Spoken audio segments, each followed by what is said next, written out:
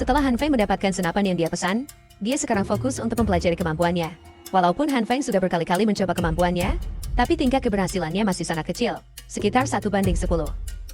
Setelah Han Feng melakukan banyak sekali percobaan, akhirnya dia mengerti kalau setiap jenis makanan memiliki perbedaan jumlah energi hijau yang harus Han Feng keluarkan. Jika salah maka akan gagal. Tiba-tiba dia teringat sebuah game, yang sistemnya mirip dengan kemampuannya. Han Feng pun menjamkan dan mencoba kemampuan cahaya hijaunya, sambil membayangkan game tersebut. Dan Han Feng pun berhasil menguasai kemampuan dari cahaya hijau itu. Selanjutnya Han Feng mencoba bereksperimen ke daging. Daging agak berbeda dengan tanaman. Jika gagal maka akan berubah menjadi cairan hitam yang menjijikan. Han Feng berkonsentrasi sambil membayangkan game yang sebelumnya berhasil terhadap sayuran. Dan luar, Han Feng gagal lagi dan lagi.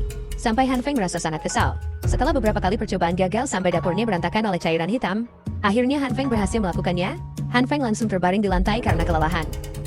Seperti biasa karena Han Feng bosan, dia hanya bisa menonton TV yang isinya berita tentang keadaan cuaca saat itu yang makin memburuk. Han Feng mendapatkan notifikasi dari grup komplek tempat tinggalnya. Ternyata di dalam grup orang-orang sedang panik karena cuaca tidak kunjung membaik. Apalagi tidak ada bantuan pemerintah yang datang kepada mereka. Truk makanan yang mereka harapkan datang tidak ada. Malah ada yang melihat sebuah tank yang melintas. Dan ada yang menyimpulkan kalau sebentar lagi akan terjadi perang, yang membuat orang-orang menjadi semakin ketakutan. Orang-orang di grup komplek itu makin menyimpulkan berbagai macam pendapat, apalagi setelah mendengar kata perang.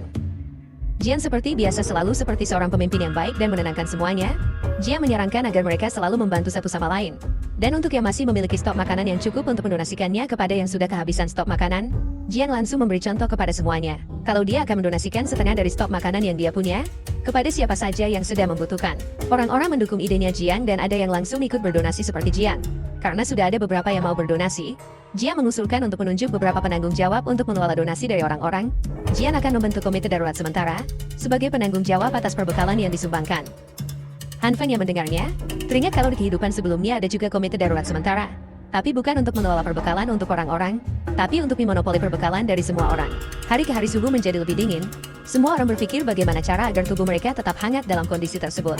Di saat semua orang kebingungan cara untuk bertahan hidup, Han Feng lagi asik main game dengan banyak makanan di sekitarnya. Ketika sedang asik bermain game, tiba-tiba ada yang menelpon Han Feng.